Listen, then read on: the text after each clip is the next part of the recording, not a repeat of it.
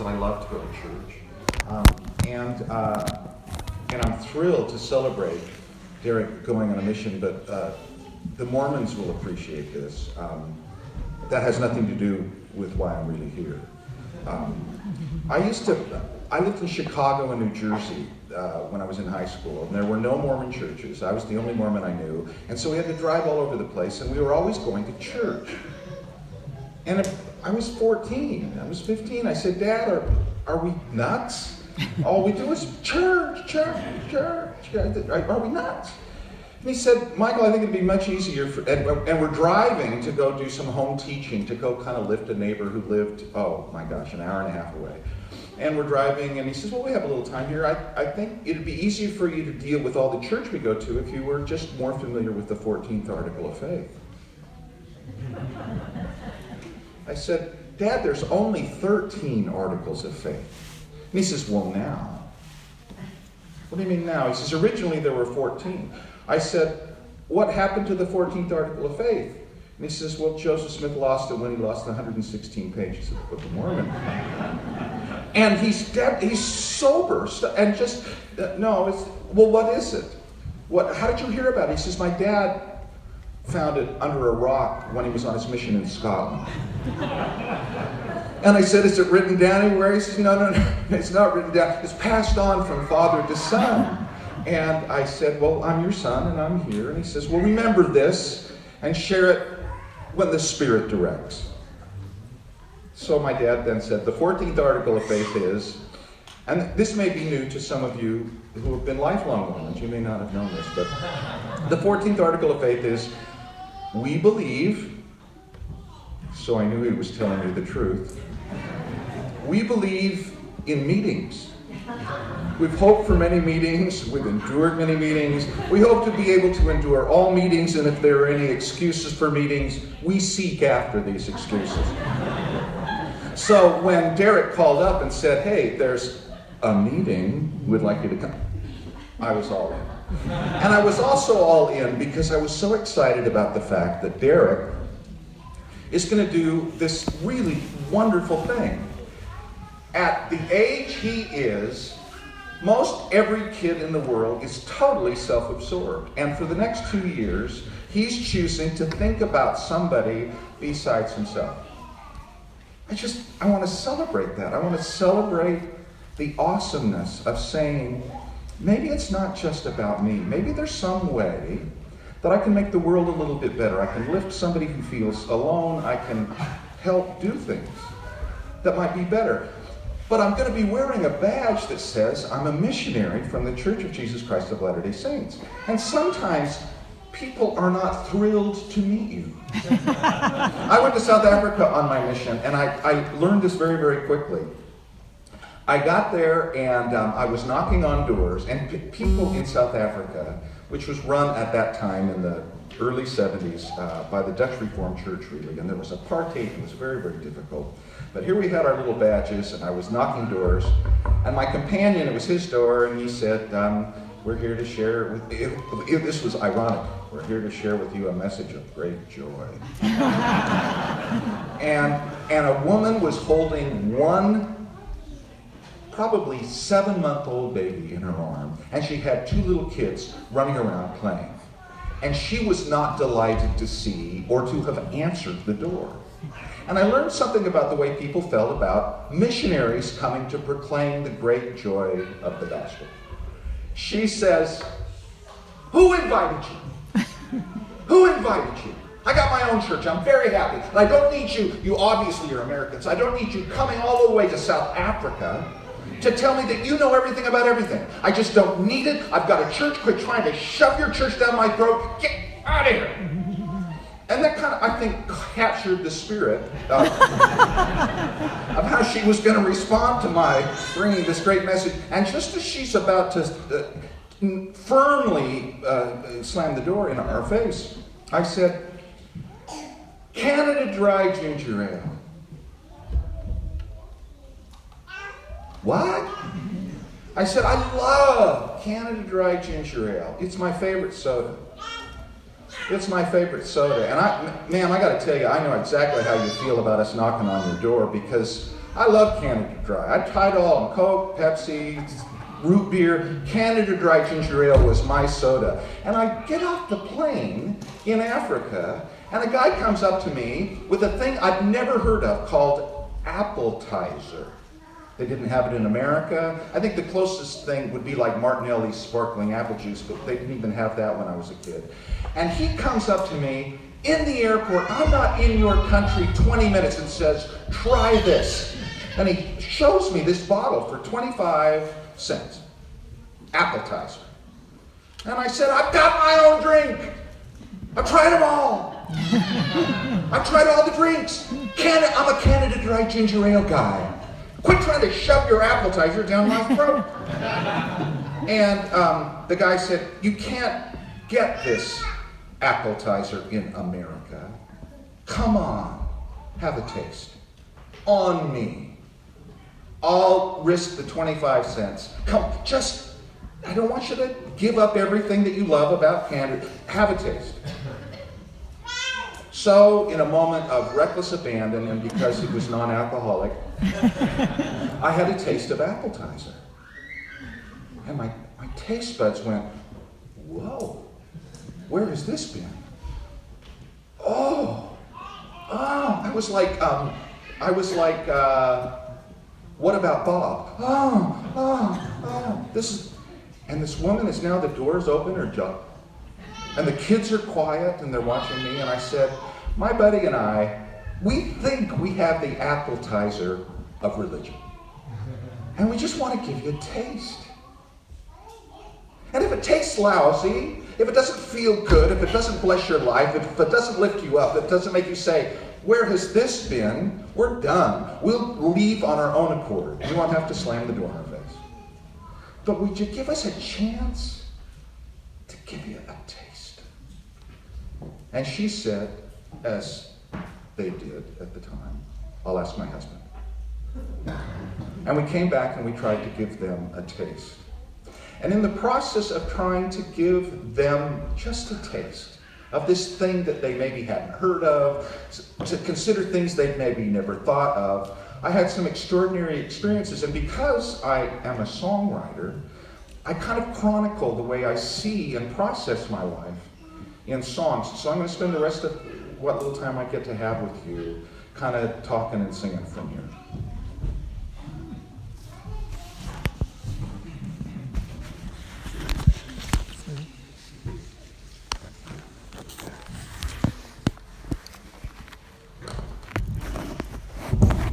Yeah, good job, thanks, Bishop.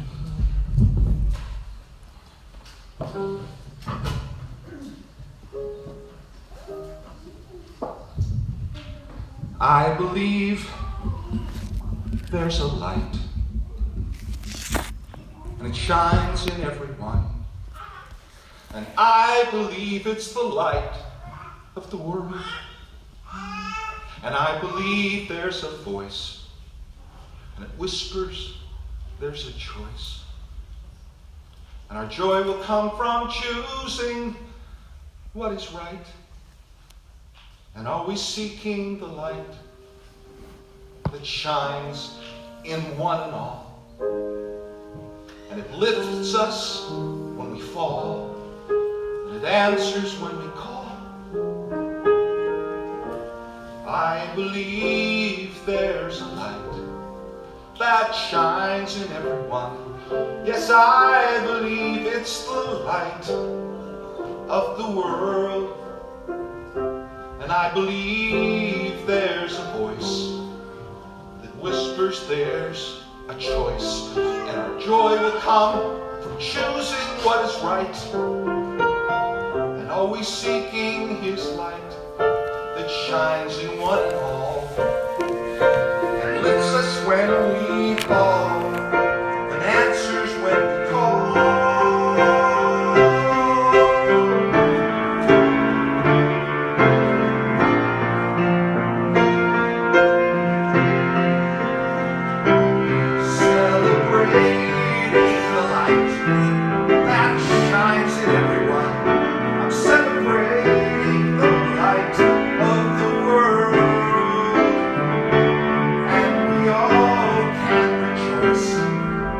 heart makes the choice to reflect the joy and keep it shining bright by celebrating the light.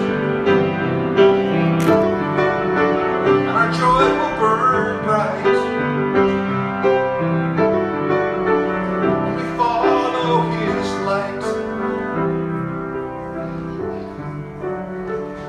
Celebrating the light. One of the great gifts of getting to go to South Africa was I met a whole bunch of people who saw things real differently than I did. I got taught more than I taught. I learned more from others that I thought, well, my job is to go tell people this great message. But what I recognized is that I wasn't a very good presenter of all the answers to life's great questions. Sometimes I did better than others. Sometimes I was fairly articulate, and I finished high school in New Jersey and lived across the river from New York. I went to a lot of plays. And so I was kind of theatrical, and I could make a good pitch. But nothing I said, or the way I said it, or how charming I tried to be, or as good a guy as I wanted to be, and as much as I wanted them to feel the joy that I felt, my giving people answers to life's most important questions, where do we come from, why are we here, was not what got people to feel lifted up and not alone. The thing that blessed them was not answers given by Michael McLean in the name of his church. What blessed them was guiding them to ask the right questions. And what I discovered was Heavenly Father, the Father of us all, the light that shines in everyone, His answers were always better than mine.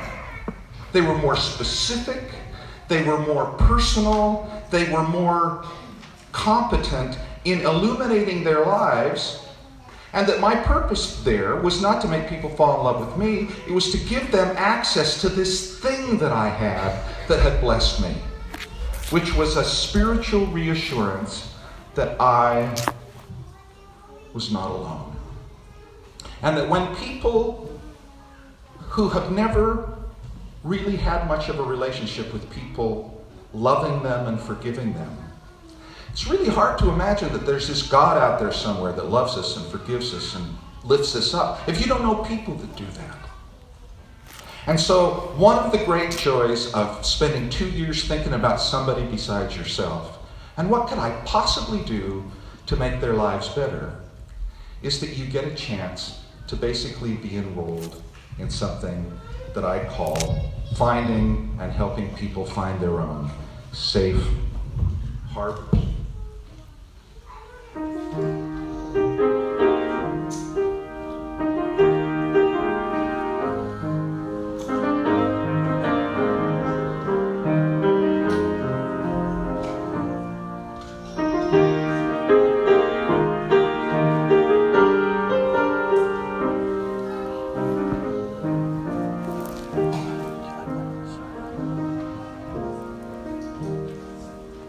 There are refugees among us that are not from foreign shores, and the battles they've been waging are from very private wars. And there are no correspondents documenting all their grief, but these refugees among us all are yearning for relief.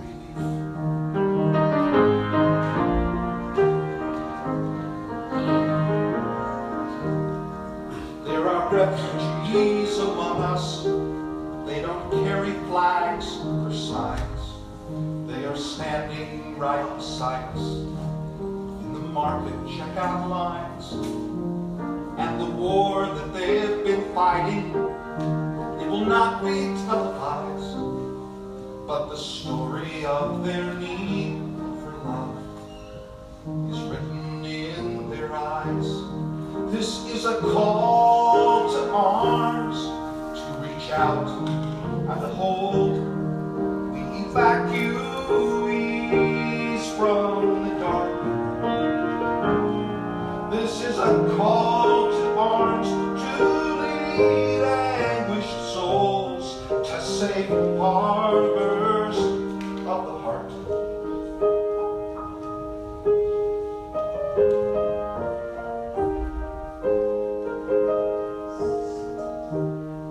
Can you see their disguises? Can you hear what words won't tell? Some are losing faith in heaven because their life's a living hell.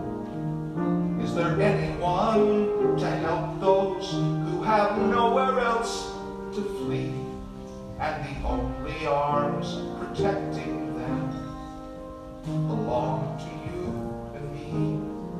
This is a call to arms, to reach out and to hold the evacuees from the dark.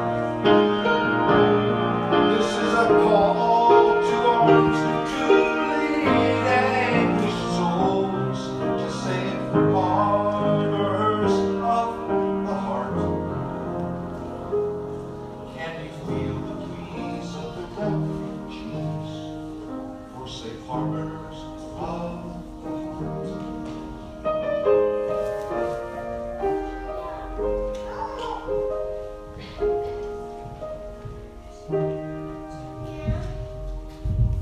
So, my buddy Derek is going out to help people find safe harbors of the heart. To help those who feel lost or alone or uncertain or unsure that they are not abandoned, that they have not been left alone. And even when Derek comes home to us, they will not be left without a knowledge that they have been loved and they have been served, and that there's one that they can learn to call upon who will get them through this. In conclusion, I want you to know that we're going to miss him like crazy. You know, they talk about how fast the mission goes. Oh, come on. It's 2 years. It's a long time.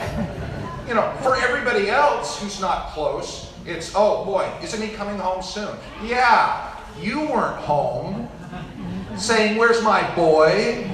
You're not his girlfriend saying, does he still love me? I mean, you're not any of that. So for you... But in the truth of things, you know, Mormons believe we've always lived. We've lived before we got here. We're having an amazing experience here, and we're going to live afterwards. So we've left home before as people, and he's leaving home for a little while to completely focus on somebody else. So in conclusion, here's a little tune that I wrote about that, and I want you to know how deeply I love you, and how much I'm glad. And I celebrate those you will serve and those you will bless and those who will say, thank you for coming, because I felt without you, I was on my own. In the wing, oh, this is from your point of view. This is if Derek was a singer, he would sing you this song in conclusion. In the wink of an eye, I'll be home. Just you wait, it won't take all that long. Though I'm not really sure what's behind this new door, I'll cling to your love while I'm gone. In the wink of an eye, I'll be home. And I'll show you the treasures I've found. And I hope that you see that the changes in me are ones that'll make you proud. And as I'm leaving, I feel sure we've all gone through leaving home before. In the wink of an eye, I'll be home. And we'll laugh, and we'll hold, and we'll cry. For this veil of tears is not measured in years. It's all in the wink of an eye, the wink of heavenly eye.